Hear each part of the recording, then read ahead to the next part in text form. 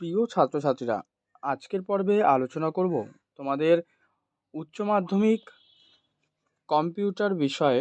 তোমাদের যেটা রয়েছে যে মডার্ন কম্পিউটার অ্যাপ্লিকেশন, সেই বিষয়ের একটি মডেল প্রশ্নপত্র নিয়ে আলোচনা করব, যেখানে তোমাদের প্রথমেই রয়েছে এমসিকিউ প্রশ্ন 21টি, আর 14টা থাকে তোমাদের এসএকিউ প্রশ্ন। তো আজকের এই পর্বে আমি শুধু এমসিকিউ প্রশ্নের উত্তরগুলো নিয়ে আলোচনা করছি। আর যদি তোমাদের অন্যান্য প্রশ্নের উত্তরগুলোর প্রয়োজন হয়, অবশ্যই কিন্তু কমেন্ট করে জানাবে। তো প্রথম এক দাগে তোমাদের নির্দেশ যে সঠিক উত্তরটি বেছে নাও এবং সকল প্রশ্নই আবশ্যিক। মানে এক দাগে যে এমসিকিউ প্রশ্নগুলো থাকবে তাতে কোনো অর তোমরা পাবে না, কিন্তু এসএকিউ বা ব্রড কোয়েশ্চেনের ক্ষেত্রে তোমরা কিন্তু অর কোয়েশ্চেন দিয়ে পেয়ে যাবে। সেক্ষেত্রে প্রথম প্রশ্ন এমসিকিউ, যে কম্পারেটর হিসেবে ব্যবহৃত হয় যে গেট, মানে কোন গেট এটা ব্যবহৃত হয়, তোমরা করবে XOR. Logical operation 1+y equals to 1, কোন গেট দ্বারা এটি সম্পন্ন করা যায়? এটা অর গেট দ্বারা কিন্তু সম্পন্ন করা যায়। 3, দেখো এখানে একটা লজিক সার্কিট দেওয়া রয়েছে, তো এইটার যে আউটপুট রয়েছে সেটা হচ্ছে এক্স। তো এই লজিক সার্কিটের আউটপুট এক্স এর মান কত হবে এটা জানতে চাইছে। উত্তর হবে A into B. 4, data distributor device বলা হয় কাকে? ডেটা ডিস্ট্রিবিউটর ডিভাইস বলা হয়, এটা করো ডিকোডারকে। 5, অক্টাল থেকে যে বাইনারি এনকোডারের আউটপুট লাইনের সংখ্যা কতগুলো? 3টে, 1টি, 2টো নাকি 4টি? এটা করো 3টি। অক্টাল থেকে বাইনারি এনকোডারের আউটপুট লাইনের সংখ্যা 3টি। 6 নম্বর, প্রদত্ত কোন সিগন্যাল সিস্টেমে ডেটা নষ্ট হওয়ার সম্ভাবনা বেশি? এটা হবে ডিজিটাল সিস্টেমে ডেটা কিন্তু নষ্ট হওয়ার সম্ভাবনাটা বেশি। 7, প্রদত্ত কোন পরিবহনের ক্ষেত্রে স্টার্ট বিট ও স্টপ বিট এই দুটো থাকে? এটা করো তোমরা অপশন বি। 7এরটা করবে বি, যে স্টার্ট বিট ও স্টপ বিট এটা কিন্তু অ্যাজাইনোক্রোনাস ট্রান্সমিশন এইটাই কিন্তু থাকে এই পরিবহনের ক্ষেত্রে। 8 রয়েছে ইন্টারনেটের অর্থ কি?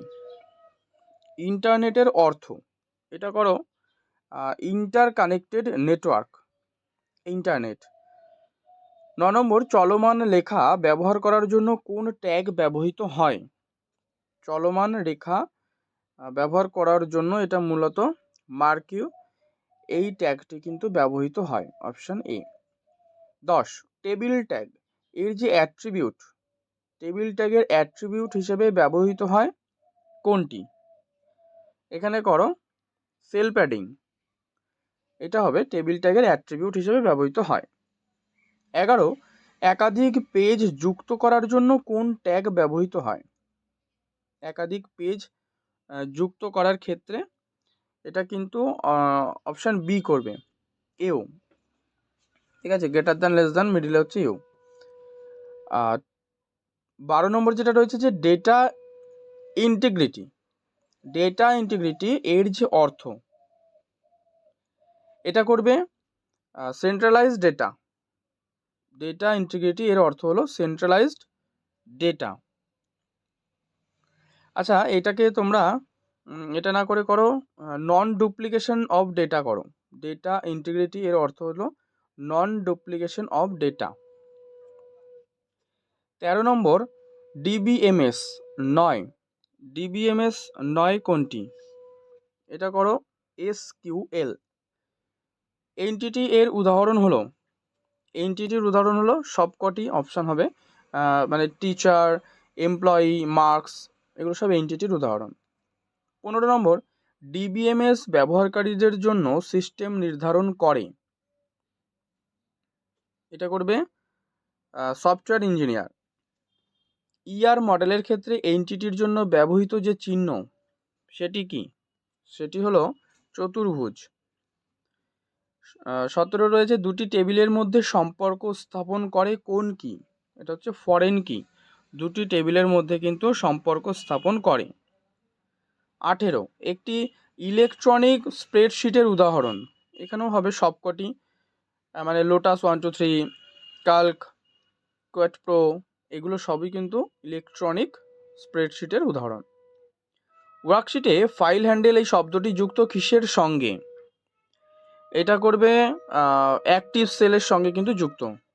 20 নম্বর, লুকআপ উইজার্ড ডেটা টাইপের আকার হলো, এটা হচ্ছে 8 বাইট। আর এমএস অ্যাক্সেস, আচ্ছা না এটা করো তোমরা, এর উত্তরটা করবে তোমরা যে লুকআপ উইজার্ড ডেটা টাইপের আকার এটা করো 4 বাইট। আর এমএস অ্যাক্সেসের সঠিক ফিল্ড বা কলামের নামের উদাহরণ হলো, এটাও করো মাইনাস রোল। এরপরে তো এসএকিউ রয়েছে 14টা। এক্সর গেটের যে ট্রুথ টেবিল রয়েছে এটা লেখো, মানে দুটো ইনপুট দিয়ে। ডিকোডারকে মিনট্রাম জেনারেটর বলে কেন? ঠিক আছে। মাল্টিপ্লেক্সারের ইনপুট লাইন এবং সিলেক্ট লাইনের মধ্যে একটা সম্পর্ক, এটা লিখতে হবে।